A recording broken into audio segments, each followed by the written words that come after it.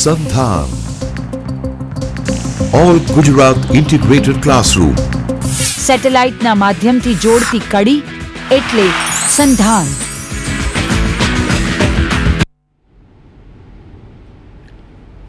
નમસ્કાર વિદ્યાર્થી મિત્રો.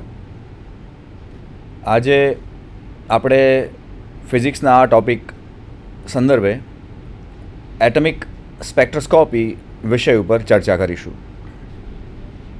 મિત્રો, આપણે જાણીએ છીએ કે ફિઝિક્સ અને કેમિસ્ટ્રીના વિશ્વમાં અણુ અને પરમાણુઓની રચના, અણુઓ અને પરમાણુઓ વચ્ચે થતી આંતરક્રિયાઓ અને તેના દ્વારા ઉપજતા પરિણામો અને તેમને લઈને નિપજતી ઘણી બધી ઘટનાઓ વિશે આપણે જાણીએ છીએ.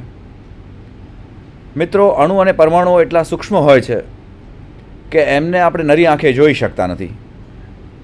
તો તમને કદાચ ક્યારેક એવો વિચાર આવે કે અણુ અને પરમાણુઓની રચના અને એની આંતરક્રિયાઓ વિશે આપણે આટલું બધું કેવી રીતે જાણીએ છીએ? તો એનો જવાબ એટમિક સ્પેક્ટ્રોસ્કોપીમાં છે. હકીકતમાં એટમિક સ્પેક્ટ્રોસ્કોપી અથવા વર્ણપટશાસ્ત્ર, જેને આપણે ગુજરાતીમાં કહીએ, એનો જે મૂળ આધાર છે એ અણુ અને પરમાણુઓની આંતરક્રિયાઓ દ્વારા આપણને જે બહાર રેડિયેશન મળે છે એનામાં રહેલો છે. બીજા શબ્દોમાં એવું કહી શકાય કે સ્પેક્ટ્રોસ્કોપી અથવા વર્ણપટશાસ્ત્રને પરિણામે જ આપણે આજે જે માઇક્રો વર્લ્ડ છે, જે અણુ અને પરમાણુઓ લેવલનું જે વર્લ્ડ છે, વિશ્વ છે, એના વિશે આપણે ઘણી બધી માહિતીઓ જાણીએ છીએ. પણ આવું વર્ષો પહેલાં નહોતું. વર્ષો પહેલાં જ્યારે કુદરતી અમુક ઘટનાઓ, જેમ કે મેઘધનુષ્યની ઘટનાઓ ચોમાસામાં આપણને જોવા મળે છે, ત્યારે એ ઘટનાને જોઈને લોકો એકદમ આશ્ચર્ય પામતા, કૌતુક અનુભવતા. પરંતુ જ્યારે આવી ઘટનાઓને સમજાવવામાં આવી વૈજ્ઞાનિક પરિપ્રેક્ષમાં, ત્યાર પછી આપણને ખબર પડી કે આની અંદરનું જે સાયન્સ છે, આની અંદરનું જે ફિઝિક્સ છે, એ કેટલું મહત્ત્વનું છે. તો આવો મિત્રો, આજે આપણે એટમિક સ્પેક્ટ્રોસ્કોપી વિષય ઉપર ચર્ચા કરીએ.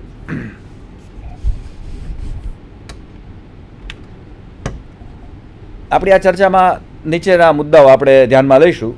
એ વર્ણપટ શું છે, અને વર્ણપટ જે છે એ હકીકતમાં કોઈ અણુ કે પરમાણુની એક સિગ્નેચર રૂપે આપણને જોવા મળે છે, અને એ જાણવા ઉપરથી અણુ પરમાણુઓનું સ્ટ્રક્ચર કેવું છે, અને એમાં આપણે ઉદાહરણ તરીકે હાઇડ્રોજન એટમની વાત કરીશું. અને ત્યારબાદ આ વર્ણપટ જે છે એને જ્યારે ચુંબકીય ક્ષેત્રની હાજરીમાં જોવામાં આવે છે તો કેવી અસર જોવા મળે છે, એમાં આપણે ઝીમાન અસર જોવાના છીએ.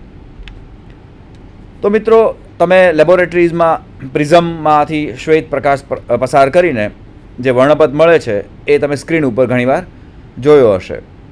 તો આ જ તમારું મેઘધનુષ છે, જે તમને ચોમાસાની ઋતુમાં આકાશમાં દેખાવા મળે છે. સૌથી પહેલાં પ્રિઝમનો અભ્યાસ આઇઝેક ન્યૂટને કર્યો હતો, અને એણે સૌથી પહેલાં એવું પ્રસ્થાપિત કર્યું કે સફેદ પ્રકાશ જે છે, સૂર્યમાંથી આવતો પ્રકાશ, એ હકીકતમાં 7 પ્રકારની અલગ અલગ આવૃત્તિઓનો બનેલો છે, જેને આપણે વર્ણપટ કહીએ છીએ, અથવા અંગ્રેજીમાં એને સ્પેક્ટ્રમ કહીએ છીએ. તો આ જે છે એ વિઝિબલ લાઇટનો સ્પેક્ટ્રમ છે. એટમિક સ્પેક્ટ્રામાં શું હોય? તો હકીકતમાં જ્યારે કોઈ એક ટ્યુબની અંદર કોઈ એક પરમાણુનો ગેસ ભરવામાં આવે, ધારો કે હાઇડ્રોજન છે કે હિલિયમ ગેસ છે, અને એને જો ઇલેક્ટ્રિક સ્પાર્ક આપવામાં આવે તો ત્યારબાદ એમાંથી જે રેડિયેશન મળે છે એને આપણે પ્રિઝમ દ્વારા કોઈ એક સ્ક્રીન ઉપર મેળવી શકીએ, અને વર્ણપટ આપણને જુદી જુદી રીતે જોવા મળે છે. તો વર્ણપટ મેળવવા માટે જે સૌથી મહત્ત્વની વસ્તુ છે એ સાધન જે છે એને આપણે સ્પેક્ટ્રોમીટર કહેતા હોઈએ છીએ, અને લેબોરેટરીમાં આ સ્પેક્ટ્રોમીટર તમે ઘણે ભાગે જોયું હશે. સ્પેક્ટ્રોમીટર દ્વારા અને પછી ત્યારબાદ આપણે સ્પેક્ટ્રોગ્રાફ ઉપર જ્યારે વર્ણપટ મેળવીએ છીએ ત્યારે વર્ણપટ કંઈક આવો હોય છે, જે આપણે આકૃતિમાં જોઈ શકીએ છીએ. અને આ આકૃતિમાં આપણે વિઝિબલ લાઇટનો વર્ણપટ દર્શાવેલો છે, જેને આપણે સામાન્ય ભાષામાં જાનીવાલી પિનાલા અથવા વિબ્ગ્યોર તરીકે જાણીએ છીએ. તો હકીકતમાં વર્ણપટનો અભ્યાસ વર્ષો પહેલાં અલગ અલગ વૈજ્ઞાનિકોએ કર્યો. એમાં નોંધપાત્ર પ્રદાન જે છે એ બન્સન અને કિર્ચોફનું છે, કે જેમણે 1855થી 60 વચ્ચે અલગ અલગ ધાતુની વેપર અથવા અલગ અલગ ધાતુના જે વેપર છે એના દ્વારા એનો વર્ણપટ મેળવી અને અભ્યાસ કર્યો. અને એમણે જોયું કે સોડિયમ વેપરમાંથી મળતો વર્ણપટ છે એ લગભગ પીળા પ્રકારનો હોય છે, લિથિયમમાં પિંક કે રેડ પ્રકારનો હોય છે, પોટાશિયમમાંથી પર્પલ જોવા મળે છે, કોપરનો ગ્રીન હોય છે વગેરે. તો અલગ અલગ મેટાલિક પદાર્થો જે છે એની વેપર એમણે એ પેલી ટ્યુબની અંદર રાખી અને એમનો વર્ણપટ એમણે સ્પેક્ટ્રોમીટર ઉપર જોયો અને એમણે જોયું કે અલગ અલગ તત્વ જે છે એના વેપરમાંથી નીકળતો પ્રકાશ જે છે એ એક સ્પેસિફિક કલર ધરાવે છે. અને આ તો વિઝિબલ સ્પેક્ટ્રમની જ વાત છે, આપણે હજુ એનાથી પણ આગળ જોવાનું છે. પણ મુખ્યત્વે એવું કહી શકાય કે આ બંને વૈજ્ઞાનિકોના પ્રદાનથી આપણને એ જાણવા મળ્યું કે દરેક એલિમેન્ટ અથવા દરેક જે તત્વ છે એની અંદર એવું કંઈક સ્પેસિફિક રહેલું છે જેને કારણે એક સ્પેસિફિક તરંગ લંબાઈવાળો પ્રકાશ તમને જોવા મળે છે. જેમ કે સોડિયમ વેપર જો તમે મૂકો તો તમને સ્પેક્ટ્રોમીટરમાંથી કે આગળ બહાર તમને પીળા પ્રકારનો પ્રકાશ દેખાય. એટલે એમ કહી શકાય કે સોડિયમ વેપરમાં અથવા સોડિયમ એલિમેન્ટમાં એવું કંઈક છે કે જેને કારણે વર્ણપટ જે છે એ તમને આવી આવૃત્તિવાળો મળતો હોય છે. તો આપણે બહુ સરળતાથી કહી શકીએ કે દરેક એલિમેન્ટ જે છે એની અંદરનું એક સ્પેસિફિક તત્વ છે જે તમે એના વર્ણપટ દ્વારા જાણી શકો છો. એટલે હકીકતમાં વર્ણપટ જે છે એ કોઈપણ તત્વ જેનો આપણે અભ્યાસ કરતા હોઈએ એની સિગ્નેચર લઈને આવે છે એમ આપણે કહેવું હોય તો કહી શકાય. તો આ કાર્ટૂનમાં એવું દર્શાવેલું છે કે કાર્બન છે અને અહીંયા ટીમ ઓક્સિજન છે એવું દર્શાવેલું છે. તો ઓક્સિજનના અણુઓ અને કાર્બન પરમાણુઓ દર્શાવેલા છે. તો એ દરેક પરમાણુઓ અથવા અણુઓ જે છે એનામાંથી એક સ્પેસિફિક પ્રકારનો તમને વર્ણપટ મળે છે. આથી આપણે કહી શકીએ કે આ વર્ણપટ જો આપણને આઉટપુટમાં મળે છે તો આપણી જે તત્વોનો આપણે અભ્યાસ કરીએ છીએ એ કાં તો કાર્બન છે અથવા ઓક્સિજન પરમાણુ છે વગેરે. આના ઉપરથી જ આપણે અલગ અલગ ગ્રહો અને જે ઉપગ્રહો છે એનું જે સ્ટ્રક્ચર જે છે એને આપણે એસ્ટ્રોફિઝિક્સમાં આપણે અથવા એસ્ટ્રોકેમિસ્ટ્રીને ના સંદર્ભે આપણે જાણીએ છીએ. એ પણ હકીકતમાં તો વર્ણપટનો અભ્યાસ જ છે, કારણ કે ગુરુ કે શનિની અંદર શું રહેલું છે એનો આપણે ઇનડાયરેક્ટલી એમાંથી નીકળતા જે પ્રકાશના જે તરંગો છે એનો વર્ણપટના સંદર્ભમાં અભ્યાસ કરી અને આપણે જાણી શકીએ છીએ. તો એમ કહી શકાય કે સ્પેક્ટ્રા જે છે એ હકીકતમાં એટમિક કે મોલેક્યુલનું એક પ્રકારની સિગ્નેચર અથવા એની છાપ લઈને આપણા સુધી પહોંચે છે. તો આપણે દૂર સુધીના જે તારાઓ છે, દૂરના જે ઉપગ્રહો છે એમાંથી આવતા પ્રકાશનો આપણે જો લેબોરેટરીમાં અભ્યાસ કરીએ તો એ ગ્રહોમાં કયા તત્વો રહેલા છે અથવા એ તારાઓમાં શું ઘટનાઓ ચાલી રહી છે એનો આપણને અંદાજ આવે અને એ વર્ણપટ ઉપરથી જ આપણને એ ગ્રહ કે ઉપગ્રહ જે છે અથવા તારો જે છે એનું અંતર વિશે પણ આપણને માહિતી મળે છે. આમ સ્પેક્ટ્રોસ્કોપી જે છે એ બહુ જ વિશાળ સબ્જેક્ટ અથવા વિષય છે કે જેનો આપણે ડિટેલમાં ફિઝિક્સમાં અને કેમેસ્ટ્રીમાં અભ્યાસ કરીએ છીએ. આગળ વધીએ મિત્રો, તો જે રેડિયેશનની આપણે વાત કરીએ છીએ, જે વિકિરણની આપણે વાતો કરીએ છીએ, જે વિકિરણને કારણે આપણને વર્ણપટ મળે છે, હકીકતમાં એ વિકિરણ ઉત્પન્ન કેવી રીતે થાય છે તો એનું આપણે થોડુંક અહીંયા સમજવું જોઈએ. હકીકતમાં આપણે જાણીએ છીએ કે કોઈપણ એટમ જે છે એની અંદર ન્યુક્લિયસ છે અને એની આજુબાજુ ઇલેક્ટ્રોન્સ અલગ અલગ કક્ષાઓમાં ફરતા હોય છે. આ ઇલેક્ટ્રોનની ભ્રમણ કક્ષાઓ સ્થિર હોય છે અને આ કક્ષાઓમાં ઇલેક્ટ્રોન જ્યારે ફરે છે ત્યારે બહારથી જો એમને ઉર્જા આપવામાં આવે તો ઇલેક્ટ્રોન જે છે એ નીચેની કક્ષામાંથી ઉત્તેજિત થઈ અને ઉપરની કક્ષામાં એ જમ્પ મારે છે. તો આને આપણે એટમિક એક્સાઇટેશન કહે છે. તો અહીંયા દર્શાવેલું છે કે જ્યારે આપણે આ એટમની અંદર જ્યારે બહારથી આપણે કોઈ ઉર્જા દાખલ કરીએ છીએ, ઉર્જા જે છે એ પ્લાન્કના નિયમ મુજબ hc/λ આપણે અથવા hf આપણે જેને કહીએ છીએ, જ્યાં h જે છે પ્લાન્ક્સ કોન્સ્ટન્ટ છે.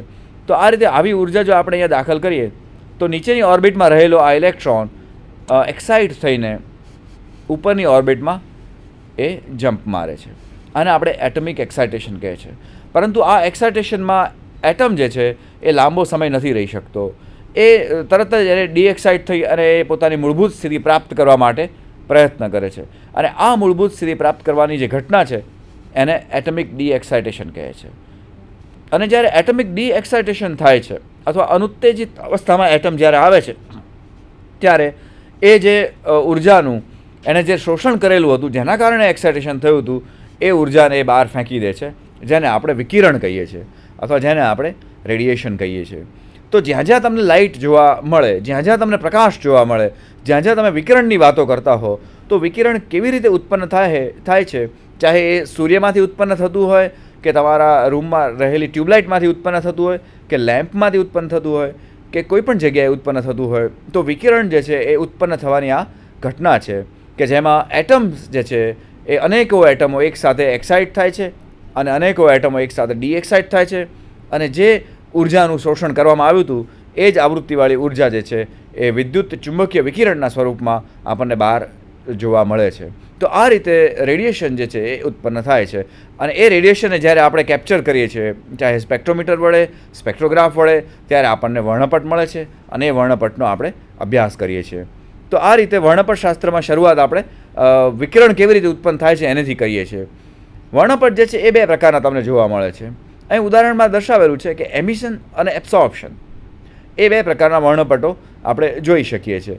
તો હકીકતમાં જે તમે સૂર્યમાંથી આવતા પ્રકાશના કિરણો તમે નરી આંખે જુઓ છો, એ જે વર્ણપટ છે એ હકીકતમાં કન્ટિન્યુઅસ સ્પેક્ટ્રમ છે. અને હવે જ્યારે તમે એવા લાઇટના કિરણો જે છે એને જ્યારે તમે સ્પેક્ટ્રોમીટરમાંથી જ્યારે તમે જુઓ છો, ત્યારે તમે એમિશન અને એબ્સોર્પ્શનના વર્ણપટ પણ જોઈ શકો. આપણે આગળ જણાવ્યું એ ઘટનાને આધારે કે જેમાં એક્સાઇટેશન અને ડીએક્સાઇટેશનની ઘટના ઘટે છે. તો પહેલાં એમિશનની વાત કરીએ. તો એમિશન લાઇન્સ એને આપણે કેવી રીતે સમજી શકીએ? તો અગાઉ વાત કરી એ મુજબ જ્યારે કાચની ટ્યુબમાં કોઈ મેટલની વેપર ભરવામાં આવે છે અને એનો વર્ણપટ આપણે મેળવીએ છીએ, ત્યારે એ કંઈક આવી ઘટના ઘટે છે કે અહીંયા દર્શાવેલું છે કે એક્સાઇટેડ ગેસ જે છે એના અણુઓ, પરમાણુઓ જ્યારે એક્સાઇટેડ સ્થિતિમાં હોય છે ત્યારે એ ડીએક્સાઇટ થઈ અને એ પોતે બહાર વીજ ચુંબકીય ઉર્જાનું ઉત્સર્જન કરે છે, અને એને આપણે કોઈ સ્લીટ દ્વારા મેળવી અને પ્રિઝમ થકી આપણે વર્ણપટ મેળવી શકીએ છીએ. અને પ્રિઝમ થકી મેળવેલો આ વર્ણપટ જે છે આપણે કોઈ સ્ક્રીનમાં લઈ શકીએ છીએ. તો આ જે વર્ણપટ મળે છે એ તમને એમિશન પ્રકારનો વર્ણપટ છે, જે આપણે બાજુમાં દર્શાવેલો છે. ઉપર કન્ટિન્યુઅસ સ્પેક્ટ્રમ દર્શાવેલો છે જેમાં તમને કોઈ લાઇન્સ દેખાતી નથી, પણ જ્યારે તમે એમિશન પ્રકારનો સ્પેક્ટ્રમ જુઓ છો ત્યારે તમને ચમકતી અલગ અલગ કલરવાળી લાઈનો દેખાય છે. જેમ કે અહીંયા ગ્રીન લાઇન છે, અહીંયા જાંબલી લાઇન છે, અહીંયા લાલ લાઇન છે વગેરે. તમે લેબોરેટરીમાં આ પ્રકારની લાઈનો તમે જોઈ હશે. હવે એબ્સોર્પ્શન શું છે? તો એ સમજવા માટે પણ આ જ ઉપર પ્રકારેની ઘટના ધ્યાનમાં લેવી જોઈએ કે જ્યારે બહારથી દાખલ કરવામાં આવેલું રેડિયેશન, વિકિરણ, જ્યારે કોઈ ગેસના સેમ્પલ ઉપર આપાત કરવામાં આવે છે ત્યારે જે ઘટના ઘટે છે ત્યારે ગેસના જે અણુ પરમાણુઓ છે એ ચોક્કસ આવૃત્તિનું વિકિરણનું શોષણ કરે છે, અને આ વિકિરણ જે શોષાઈ ગયેલું છે એ તમને બહાર પ્રિઝમ થકી બહાર જોવા નથી મળતું, એટલે એ જગ્યાએ કાળી લાઇન અથવા ડાર્ક લાઇન તમને જોવા મળે છે. તો એમ કહી શકાય કે કોઈપણ ગેસ જે તમે ટ્યુબમાં ભરેલો છે એના ઉપર આપણે બહારથી જ્યારે વિકિરણ આપાત કરીએ છીએ ત્યારે એ વિકિરણ આપાત કરવાથી ગેસના જે મોલિક્યુલ્સ છે, એટમ્સ છે, એ બધા અમુક ચોક્કસ આવૃત્તિઓનું શોષણ કરે છે. આ કઈ આવૃત્તિ હશે એ આપણે આગળ જોવાના છીએ. તો આ ચોક્કસ આવૃત્તિનું શોષણ કરવાથી જે બહાર આપણે પ્રિઝમના થકી જ્યારે વર્ણપટ મેળવીએ છીએ ત્યારે એ સ્ક્રીન ઉપર એ આવૃત્તિની જગ્યાએ કાળી લાઇન દેખાય છે, એટલે કે એ આવૃત્તિનું ગેસ દ્વારા શોષણ થઈ ગયેલું છે, અને માટે એને એબ્સોર્પ્શન લાઇન્સ આપણે કહેતા હોઈએ છીએ. તો આપણે અહીંયા આકૃતિમાં એબ્સોર્પ્શન લાઇન પણ દર્શાવેલી છે. હાઇડ્રોજન ગેસ માટેની વિઝિબલ રેન્જની અંદર આપણે એબ્સોર્પ્શન લાઇન દર્શાવેલી છે. તો 3 પ્રકારના સ્પેક્ટ્રમ વર્ણપટો આપણે જોઈ શકીએ છીએ. એક તો કન્ટિન્યુઅસ સ્પેક્ટ્રમ, જેમાં કોઈ લાઇન દેખાતી નથી પણ બધા રંગો છે, બધી આવૃત્તિઓ છે એકબીજામાં ભળેલી દેખાય છે. બીજું એમિશન લાઇન્સ કે જેની અંદર ગેસ જે છે એ અમુક ચોક્કસ પ્રકારની આવૃત્તિવાળા વિકિરણનું ઉત્સર્જન કરે છે, એ લાઈનો તમને એકદમ બ્રાઇટ દેખાય છે. અને બીજી એબ્સોર્પ્શન લાઇન્સ કે જેની અંદર અમુક ચોક્કસ પ્રકારનું વિકિરણ ગેસ દ્વારા શોષાઈ જાય છે, અને માટે એને આપણે એબ્સોર્પ્શન લાઇન કહીએ છીએ. તો આ રીતે આવા વર્ણપટો આપણને જોવા મળે છે. 1885માં બામર નામના વૈજ્ઞાનિકે હાઇડ્રોજન એટમનો બહુ વિસ્તૃત અભ્યાસ કર્યો, અને એમણે અમુક રસપ્રદ તારણો કાઢ્યા. તો એમણે જ્યારે વર્ણપટનો અભ્યાસ કર્યો ત્યારે એમણે જોયું હાઇડ્રોજન એટમના વર્ણપટનો કે જ્યારે કોઈ એક ટ્યુબની અંદર હાઇડ્રોજન એટમ ભરવામાં આવે છે અને એ સ્પાર્ક દ્વારા જ્યારે આપણે એનો વર્ણપટ મેળવીએ છીએ ત્યારે એ વર્ણપટની એમણે તરંગ લંબાઈ, વેવ લેન્થ એમણે નેનોમીટરમાં માપી, તો એ કંઈક આવી જોવા મળી કે રેડ લાઇન હતી એની તરંગ લંબાઈ 656 નેનોમીટર જેટલી હતી. એમ અલગ અલગ કલર માટેની લાઇન્સ જે છે એમને જોવા મળી અને આ રીતે એમણે તારણ કાઢ્યું. હવે એમણે જ્યારે ડિટેલમાં આ વસ્તુને વિચાર કર્યો ત્યારે એમણે જોયું કે આ જે તરંગ લંબાઈ છે એને અણુ પરમાણુના એક્સાઇટેશન સાથે કોઈ સંબંધ હોવો જોઈએ. અને ત્યારબાદ એ એવું પ્રસ્થાપિત કરવામાં આવેલું છે કે કોઈપણ જે તરંગ લંબાઈ, કોઈપણ જે વિકિરણ જે છે એ ગેસમાંથી જ્યારે બહાર આવે છે ત્યારે એની તરંગ લંબાઈ છે એને, અને આપણે જે અગાઉ વાત કરી કે એક્સાઇટેશન થવા માટેના જે કક્ષાઓ છે એના વચ્ચે બહુ જ નિકટનો સંબંધ છે. અને એ સંબંધ આ સૂત્ર પરથી પાછળથી પ્રસ્થાપિત કરવામાં આવ્યું કે જે તરંગ લંબાઈ જે છે એ જે ઇલેક્ટ્રોન નીચેની કક્ષામાંથી ઉપરની કક્ષામાં જાય છે એ કક્ષાની ઉપરનું જે અતિક્રમણ છે અથવા જે ઉત્તેજિત અવસ્થામાં જાય છે એ બંને કક્ષાઓના નંબર ઉપર એ આધારિત છે. તો RH જે છે એને આપણે રીડબર્ગ કોન્સ્ટન્ટ કહીએ છીએ. આપણે આના વિશે આગળ થોડુંક ડિટેલમાં જોવાના છીએ. રીડબર્ગ કોન્સ્ટન્ટની જે મૂલ્ય છે એ પણ અહીંયા દર્શાવેલું છે. તો આ રીતે બામરના અભ્યાસ પરથી એવું જાણવા મળ્યું કે હાઇડ્રોજન એટમમાંથી જે વર્ણપટ મળે છે એની જે તરંગ લંબાઈ છે એ બહુ સ્પેસિફિક છે અને અલગ અલગ કલર માટે તરંગ લંબાઈઓ માપી શકાય છે. આગળ જોતાં હાઇડ્રોજન એટમની જે સ્પેક્ટ્રલ લાઇન છે એ કંઈક આવી તમને જોવા મળે છે. હવે અહીંયા વર્ણપટ દર્શાવેલો છે ડાબી બાજુમાં. તો અગાઉ આપણે વાત કરી એ મુજબ જ્યારે સૌથી નીચેની કક્ષામાંથી કે જેને આપણે ક્વોન્ટમ નંબર 1 આપીએ છીએ, ઉપરની કક્ષાઓમાં જ્યારે એક્સાઇટેશન થાય છે એટમનું અને ત્યારબાદ એનું જે અનએક્સાઇટેશન થાય અને ત્યારબાદ જે વિકિરણ જોવા મળે છે તો એની તરંગ લંબાઈ જે મુજબ બામરની શ્રેણીમાં વાત થઈ એ મુજબ આપણને તરંગ લંબાઈ મળે છે. હવે હકીકતમાં એનર્જી જો વર્ણપટ જે છે એની ઉર્જા કંઈક આવી રીતે આપી શકાય છે કે એ ઉર્જા જે છે એનો આધાર જે ઇલેક્ટ્રોન છે એના દ્રવ્યમાન ઉપર, ઇલેક્ટ્રોનના ચાર્જ ઉપર, પ્લાન્ક્સ કોન્સ્ટન્ટ ઉપર અને જે કક્ષા જે છે ઇલેક્ટ્રોનની એના નંબર પર રહેલો છે. તો અહીંયા આ સૂત્ર યાદ રાખવા જેવું છે કે એનર્જી જે છે વર્ણપટની ની લાઇન્સની એ એનર્જી જે ગ્રાઉન્ડ સ્ટેટ એનર્જી જે છે અહીંયા -13.6 છે એ, અને નીચે જે છે n² દર્શાવેલો છે